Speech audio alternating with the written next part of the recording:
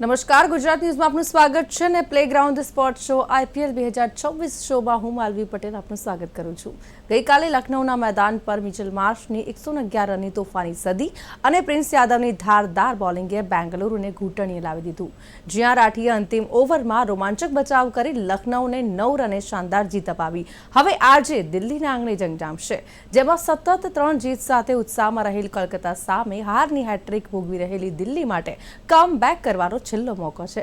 જોવાનું એ રહેશે કે શું દિલ્હી આજે હોમ ગ્રાઉન્ડ પર કોલકાતાનો વિજય રથ રોકી શકશે કે કેમ। ત્યારે IPL 2024 અંતર્ગત આજની વિશેષ ચર્ચા છે અને આજ વિશે ચર્ચા કરવા માટે આપણી સાથે જોડાયા છે સ્પોર્ટ્સ એક્સપર્ટ અશોક મિસ્ત્રીજી। અશોકજી, સ્વાગત છે આપનું પ્લેગ્રાઉન્ડ સ્પોર્ટ શોમાં। Thank you so much.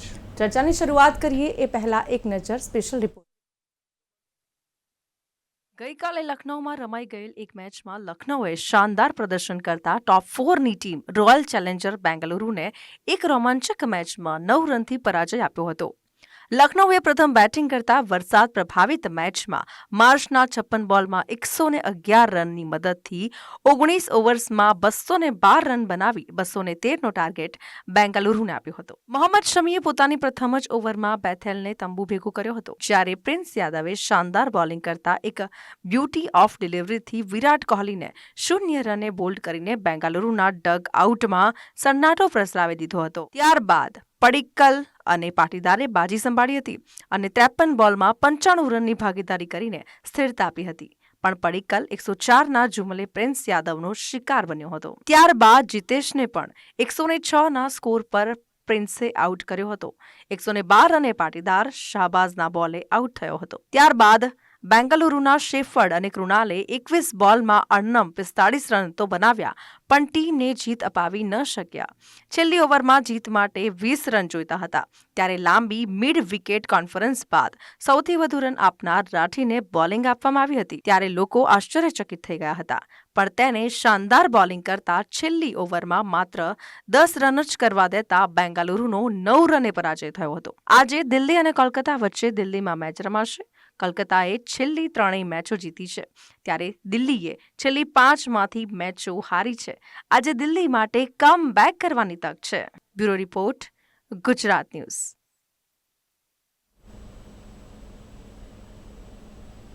Ashokji, ચર્ચાની શરૂઆત કરીશું। સૌપ્રથમ સવાલ આપને, ગઈકાલની મેચ બેંગલુરુ અને લખનૌ વચ્ચે રમાઈ, કેવી કહી શકાય આ મેચને? લખનૌને આ મેચ જીતવાથી શું ફાયદો? કંઈક આ મેચે બેંગલુરુને એક ઝટકો આપી દીધો તેમ કહેવાય? વેલ, રિસન્ટ પાસ્ટમાં જે ઘટનાઓ ઘટી છે, એટલે કે જે ટોચની ટીમો છે તેમને હારનો સામનો કરવો પડે છે। હૈદરાબાદની સ્થિતિથી અને ગઈકાલે આપણે જોયું કે જે પ્રમાણે બેંગલુરુની ટીમને પણ હારનો સામનો કરવો પડ્યો છે। હવે આ બહુ વિકટ પરિસ્થિતિ હોય છે, કારણ કે પાછળની ટીમો કે જે ટીમોને આગળ વધવા માટે શક્યતાઓ ઓછી છે, એ લોકો ટોપ 4માં આવી શકે એવી શક્યતાઓ ઓછી છે, એ ટીમો ટોચની ટીમોને જ્યારે હરાવે છે ત્યારે એમની ટોચમાં ટકવાની જે ટોપ 4માં ટકવાની જે પોસિબિલિટીઝ હોય એ પોસિબિલિટીઝને ક્યાંક ઘટાડે છે।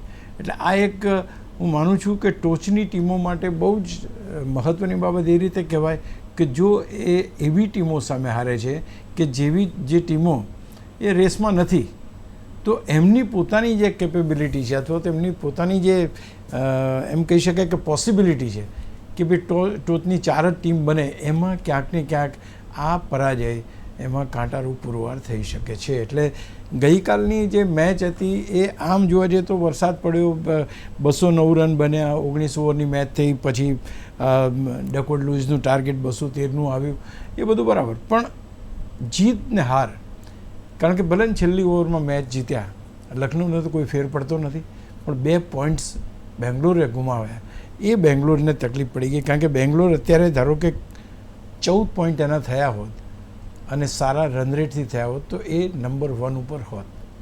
આજે નંબર 3 ઉપર છે અને નંબર 3 ઉપર પાછળ રાજસ્થાન 12 પોઈન્ટ સાથે છે, એની પછી ગુજરાત 12 પોઈન્ટ સાથે છે, તો આ બધાની સાથે એની કોમ્પિટિશન હવે શરૂ થઈ ગઈ। એટલે તમે જે શ્યોર હતા કે ભાઈ ટોચની ટીમ છે એટલે you will be sure there, એને બદલે તમે હવે બીજી ટીમો સાથે તમારે કોમ્પિટિશન કરવી પડે એવી પરિસ્થિતિ ઊભી થઈ।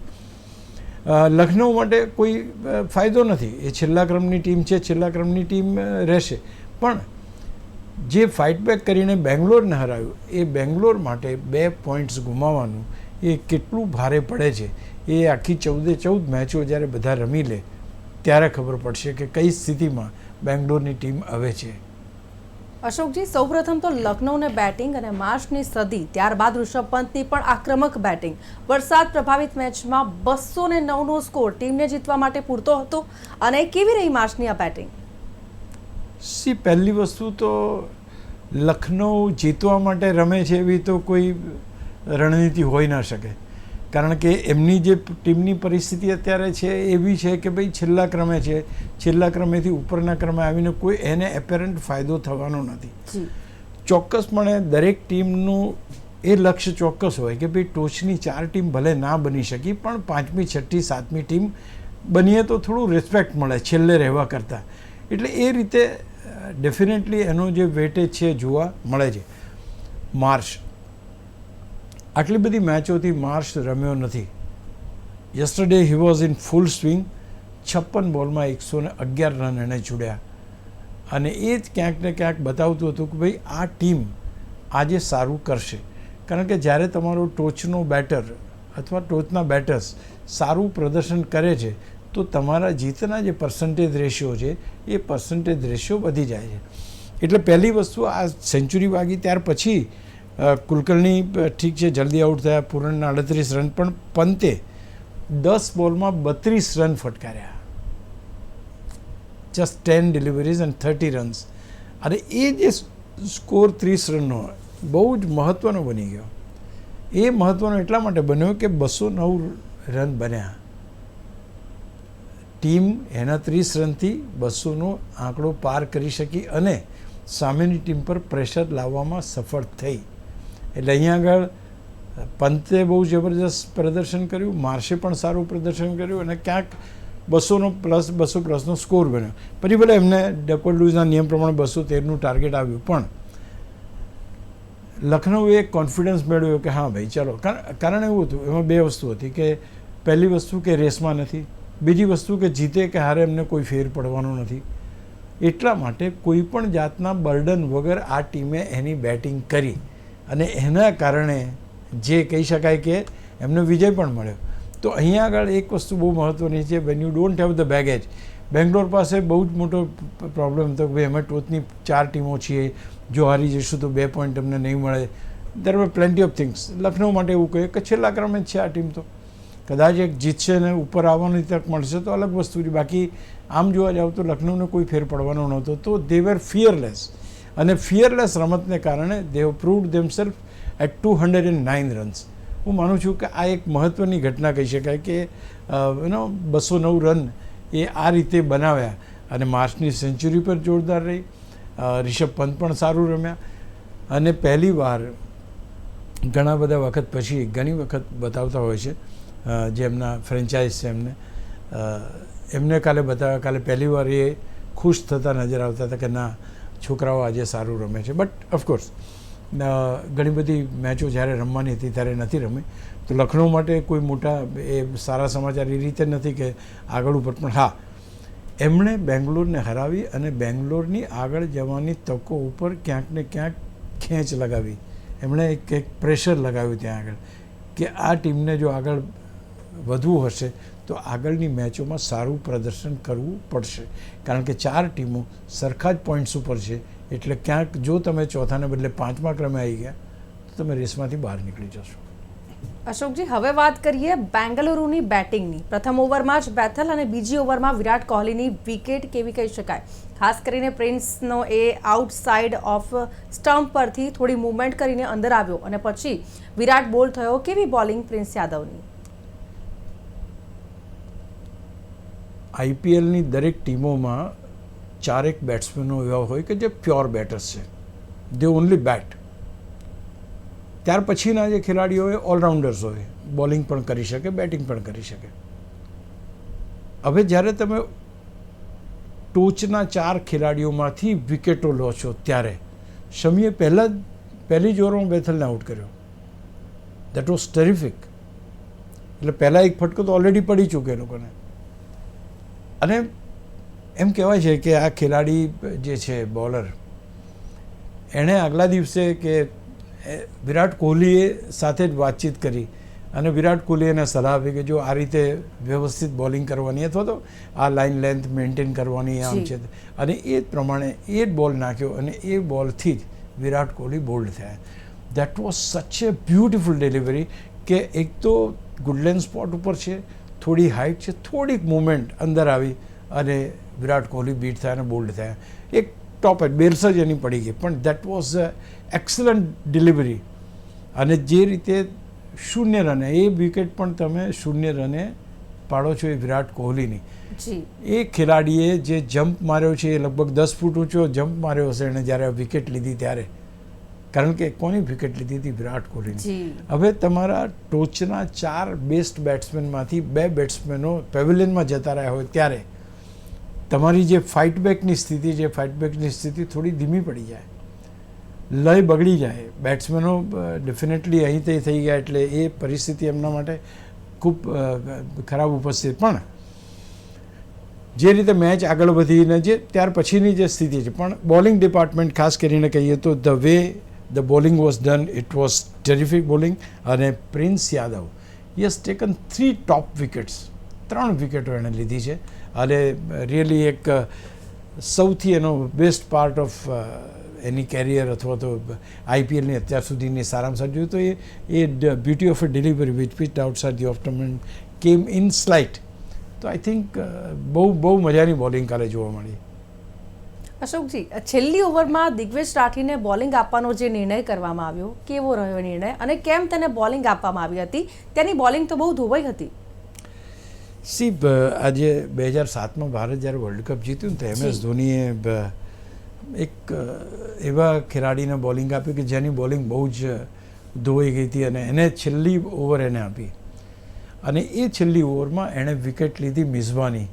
મિઝબાની વિકેટ લીધી અને શ્રીશાંતના હાથે કેચ થયા અને ભારત ચેમ્પિયન બન્યું. અમુક વખતે તમારે એવું થોડુંક રિસ્ક એવું લેવું પડે છે કે ભાઈ 20 રન તો થઈ જવાના છે. પહેલી વાત તો ઇઝી ટાર્ગેટ હતું, 20 રન કરવામાં કોઈ તકલીફ પડે એવું હતું નહીં. તમે શ્યોર ખેલાડી પાસે એટલે કે જેની બોલિંગ ધોવાતી હતી, એના બોલિંગમાં ચોગ્ગા છગ્ગા વાગતા હતા, એવા ખેલાડીને તમે બોલિંગ આપો એટલે પહેલું જે પરસેપ્શન હતું બેટર્સ ચેન્જ થઈ ગયા હતા. જે ચોગ્ગા છગ્ગા મારે બેટર્સ તો આઉટ થઈ ગયા હતા. હવે તમારી પાસે જે બેટર્સ હતા એ બેટર્સની મેન્ટાલિટી શું છે કે ભાઈ આ ખેલાડીને ચોગ્ગો છગ્ગો આપણે મારી શકીએ અને આપણે જીતી જઈશું. નાઉ દેટ હેઝ બીન ટ્રાઈડ. પહેલો બોલ ગયો, 1 રન આવ્યો, બીજો બોલ ગયો, 1 રન આવ્યો, પછી એક ચોગ્ગો વાગ્યો, પછી સિંગલ આવ્યા, રન બન્યા જ નહીં. બેટ ફેરવ્યું છગ્ગા માટે પણ કોઈ પણ બોલ એનો ભેગો થયો નહીં, કારણ કે જે રીતે રાઠીએ બોલિંગ કરી એ બોલિંગ એટલી સરસ હતી કે એના બેટમાં 6 માટે ના આવે. હવે સ્પિનરો સામે જ્યારે તમારે રમવાનું હોય તો you require extra skills to do all that. હવે એની સામે તમે જો રન્સ ના બને એટલે તમે ફ્રસ્ટ્રેટ થાવ અને ફ્રસ્ટ્રેટ થઈને you try for certain different things. તો વિકેટ પણ ના પડી, પણ એની સાથે સાથે કૃણાલ પંડ્યા હોય કે એમની શેફર્ડ હોય એ લોકો રન પણ ના કરી શક્યા. તો આ ડિસિઝન જ્યારે લીધું ત્યારે તો બધાને એમ થયું કે આ તો મેચ ગઈ પાણીમાં, 3-4 બોલમાં તો ખેલ ખતમ થઈ જશે. બટ ધ વે રાઠીયસ બોલ્ડ એ ક્યાંક મદનલાલની એ ઓવરની આપણને યાદ આવે કે જે કપિલ દેવ પાસેથી એણે માગીને લીધી હતી અને એમાં વિવિયન રિચાર્ડ્સનો એણે એની વિકેટ લીધી હતી, કપિલ દેવના હાથે કેચ થયો હતો. તો હું માનું છું કે આ પ્રકારની ઘટનાઓ અમુક વખતે તમારો સૌથી ખરાબ બોલર અથવા તો સૌથી રન્સ વધારે આપતો બોલર જ તમને સારામાં સારી પાળો લાવી શકે. I think this is one of that એ પ્રકારના ની ઘટનાઓ જે છે એમાં આ એક વધારાની ઘટના એડ કરવી પડે કે ભાઈ સારામાં સારા બેટર્સ હતા તમારા, but they couldn't get 20 runs in final over. Ji Ashokji, બેંગલુરુની 9 રને હાર થઈ. આ હારને કઈ રીતે જોઈ શકાય? ક્યાં થાપ કહી ગયું ચેસ કરવામાં? શું શેફર્ડે છેલ્લી ઓવરમાં કોઈ 6 મારી જ ના શક્યો અને માત્ર 1 રન લઈ શક્યો? અહીંયા 2 વસ્તુ હતી કે પહેલાં જે ખેલાડીઓ રમી રહ્યા હોય, જે ફોર્મમાં હોય, એ ખેલાડીઓ જ્યાં સુધી રમતા હોય ત્યાં સુધી એમ ધારો કે પડીકલ રમી રહ્યા હતા, પાટીદાર રમી રહ્યા હતા, જિગ્નેશ રમી, તો આ બધા ખેલાડીઓ જ્યાં સુધી ખેલાડીઓ રમતા હોય ત્યાં સુધી એ લયમાં હોય અને જે બોલિંગ ચાલતી હોય એ બોલિંગની અંદર કઈ રીતે રમવું એની રણનીતિ એ લોકો તૈયાર કરી ચૂક્યા હોય. When you got a new set of players એ વખતે તો એ પાર્ટનરશિપ બહુ સારી છે, બંનેની પાર્ટનરશિપ તો ખરેખર સારી છે શેફર્ડની ને કૃણાલની. પણ અનફોર્ચ્યુનેટ પાર્ટ એ હતો કે કોઈ પણ શોટ એવો વાગી ના શક્યો કે જે shot 20 run, because they were requiring 20 runs. એટલે તમારે 20 રન માટે એક પહેલા બોલે ધારો કે એક બોલ આવ્યો તો પછી તમારે 1 રન આવ્યો તો 5 બોલમાં તમારે 20 કરવાના છે, 19 કરવાના છે, 4માં 18 કરવાના છે, 3માં આટલા. તો એ પ્રકારનું પ્રેશર આવ્યું ને એણે એટલી ઇન્ટેલિજન્ટ, એઝ વી ડિસ્કસ, ઇન્ટેલિજન્ટ અને એના બેટની અંદર સિક્સર માટે ના આવે એના જે એરિયાઝ હોય એ એરિયા કમ્ફર્ટ ઝોનની અંદર એણે બોલિંગ ના કરી અને એક પછી એક બોલ ચૂકતો ગયો. બિકોઝ અહીંયા બીજું શેફર્ડનો પણ વાંક કહી શકાય, because he never tried for something different. એને એમ લાગ્યું નહીં કે હું એક બબે રન લઈશ તો બી હું એ કરીશ ને એમાં એકાદ ચોગ્ગો છગ્ગો આવી જશે એ રીત. પણ he wanted to go for the shots અને એના બદલે સિંગલ્સ આવ્યા. પ્રેશર વધ્યું અને આ પ્રેશરની અંદર ગમે તેટલી સારી ટીમ હોય, ultimately it is run by 2 players who are there on the field. એ બંને કેવું રમે છે એની ઉપર સમગ્ર ટીમનો એ હોય. એટલે અહીં ખોટું એટલું જ થયું કે ભાઈ 20 રન કરવાના આવ્યા એ થયા નહીં. હા, ચોક્કસ કહી શકાય કે એની આગળના જે બેટર્સ હતા થોડું ફાસ્ટ રમવાની જરૂર હતી, કારણ કે જે ખેલાડીઓ રમ્યા છે, ધારો કે પડીકલે 25 બોલમાં 34 રન કર્યા છે, તો એ પ્રકારનું જે એમનું જે કહેવાય કે સ્ટ્રાઇક રેટ છે, that strike rate is not apparently high. તો એ વખતે જે ધીમું રમ્યા એનું પરિણામ છેલ્લી ઓવરમાં ભોગવવું પડ્યું. કદાચ આના કરતાં 10 કે 8 રન કરવાના આવ્યો હોત તો કરી શક્યા હોત, પણ 20 રન હતા. એમાં જ્યારે 2 બોલ તમે ચૂકો છો પછી ચોગ્ગો પણ વાગે છે પણ આગળ ત્યાર પછી રન્સ આવતા નથી and you are in trouble with your team. Ji Ashokji, આજે જે મેચ રમાવા જઈ રહી છે, આજે કોલકાતા અને દિલ્હી વચ્ચેની મેચ દિલ્હીના ફિરોઝ શાહ કોટલા મેદાન પર રમાશે. કેટલું મહત્વ આ મેચનું અને કોના માટે? આ એક બહુ સરસ મજાની મેચ છે. એવું છે કે ભાઈ આ બંને ટીમો માટે, જેને કહેવાય કે કલકત્તા અને દિલ્હી, આ ટોચની ટીમો નથી પહેલી વાત. જી, પણ બંનેની પાસે કંઈક છે એવું કે જો તો અને જોની વાત બને તો આ ટીમો કંઈક આગળ આવે. એ ટીમ છે કલકત્તા. કલકત્તા છેલ્લી 3 મેચો જીત્યું છે અને દિલ્હી 5માંથી 4 મેચો હાર્યું છે. દિલ્હીની સ્થિતિ બહુ જ ખરાબ છે. જી, હવે દિલ્હીને કોઈ પણ હિસાબે એટલું બધું નેગેટિવ જઈ રહ્યું છે અથવા તો એટલા બધા આંકડા એના ખરાબ છે કે કોઈ પણ હિસાબે એમને જીતવું પડે એવું છે. ઘર આંગણે રમો છો એવું તો બનતું નથી, કારણ કે તમે દિલ્હીની ટીમ દિલ્હીમાં ઘણીવાર હારે છે, મુંબઈમાં હારે છે, ગુજરાત અમદાવાદમાં હારે છે, એટલે એ પોસિબલ છે. પણ અહીંયા આગળ એમને કોઈ પણ હિસાબે આજે મેચ જીતવી પડે એવી પરિસ્થિતિ. એટલે અહીંયા શરૂઆતથી જ એક્સ્ટ્રા પ્રેશર બિલ્ડઅપ થયું છે દિલ્હી માટે કે દિલ્હી આટલી બધી મેચો હાર્યું છે. અક્ષર પટેલની કેપ્ટનશીપ ઉપર પણ સવાલો છે, બેટિંગ ઉપર સવાલો છે, બોલિંગ ઉપર સવાલો છે, બોલિંગ ચેન્જીસ ઉપર સવાલો છે. So there are plenty of things are there કે જેનું એપેરન્ટ પ્રેશર એ દિલ્હી ઉપર આવશે. Now coming to Calcutta. કલકત્તાની સ્થિતિ અત્યારે એવી છે કે એમને મેચ જીતવાની છે, આટલી મેચો જીતીને આવે છે. બીજું કે દિલ્હીની નબળી ટીમ એપેરન્ટલી અહીંયા કહી શકાય કે ભાઈ આટલી બધી મેચો હારી એની સામે રમવાનું છે, જ્યારે આ ટીમ સતત જીતતી આવી છે. તો અહીંયા આગળ કલકત્તાને કોઈ પણ હિસાબે 2 પોઈન્ટ્સ લેવા છે તો એ કંઈક પોતાનું સ્થાન, 7 પોઈન્ટ છે એના, 7 ને 2 9 પોઈન્ટ છે, 14 મેચો રમવાની છે, એટલે કંઈ પણ થઈ શકે. એના માટે અહીંથી આગળ નીકળવું પડશે. એટલે એની આગળ નીકળે, ધારો કે 9 પોઈન્ટ થાય તો દિલ્હીની ઉપર, એટલે કે જ્યાં અત્યારે દિલ્હી છે 7મા સ્થાને, ત્યાં આગળ એ આવી જાય અને 8મા સ્થાને દિલ્હી જતું હોય. તો અહીંયા આગળ કોઈ પણ હિસાબે કલકત્તા જીતવા માગે છે એ રીતે કે કોઈક જગ્યાએ ક્યાંક કોઈ ટીમ હારે ને એનો ચાન્સ લાગી જાય, કારણ કે હજુ બાકીની મેચો છે. એટલે 4 મેચ સળંગ જીત્યા હોય તો ટીમ એમ વિચારે કે આપણે બાકીની 4 મેચ બી જીતીશું, અને જીતો તો 4 ને 4 4 8 પોઈન્ટ થઈ જાય. તમારા 8 પોઈન્ટ થઈ જાય, 8 પોઈન્ટ અહીંયા છે તો તમે ઉપરની ટીમો સાથે જોડાઈ શકો. તો એ પરિસ્થિતિમાં અત્યારે કલકત્તા માટે, એટલે મહત્ત્વ અહીંયા કલકત્તાને જીતવાનું છે કે દિલ્હીને જીતવાનું છે નથી, પણ મહત્ત્વ એ છે કે કોણ જીતે છે. દિલ્હી માટે એક જે સાયકોલોજીકલ પ્રેશર જે બન્યું છે એ પ્રેશર એના જે બેટર્સ છે, એના જે બોલર્સ છે, R they comfortable in taking that pressure? પહેલી વસ્તુ. કલકત્તા જીતે છે, અત્યારે જીતની એમાં ચાલી રહ્યું છે, સારું રમી રહ્યા છે, સારી રીતે શું એ કન્ટિન્યુ કરશે, એટલે એ જોવાની ખૂબ મજા આવશે આજે. ચોક્કસથી. અને અશોકજી, બંને ટીમોના બેટર્સની આપણે વાત કરીએ તો રહાને, એલન, અંકરીશ, રિંકુ અને નિશંકા, રાહુલ, નીતિશ અને કરુણ જેવા બેટર્સ, બોલિંગ ડિપાર્ટમેન્ટ કોનું સક્ષમ? આપણે પહેલાં બેટર્સની વાત કરીએ, પછી હું તમને બોલિંગ ડિપાર્ટમેન્ટ. દિલ્હી પાસે નિશંકા, રાહુલ, રાણા અને નાયર, જી, આ ચારે ચાર ખેલાડીઓ જોરદાર છે, દમદાર છે. સામે રાણે, એલન ફિન, અંકરીશ, રિંકુ એટલા બધા જબરજસ્ત ચાલતા નથી, પણ રિંકુ છેલ્લી મેચમાં સારું રમ્યો છે, અંકરીશ થોડી 2-3 મેચો પહેલાં બહુ સારું રમ્યો છે, ફિન એકાદ વાર સારું રમ્યો છે, રાણે 2-3 વાર સારું રમ્યો છે. Though they are not very big stalwarts like Rahul, એ લોકોની પાસે એક ક્ષમતા છે કે ટીમને જીતાડે, એક સારી શરૂઆત કરી શકે છે. એલન ફિન્ચ અને રાણે જો સારી શરૂઆત કરે તો બાકી બધા પાસા અલગ પડે. એ જ પ્રમાણે જો રાહુલ સારું રમે તો દિલ્હીની ટીમના જીતવાના ચાન્સીસ વધી જાય. એટલે 4 ખેલાડી બેટ્સમેન બંને ટીમોને આપણે લઈએ તો અહીંયા આગળ દિલ્હીના બેટર્સ વધારે મજબૂત લાગે આપણને.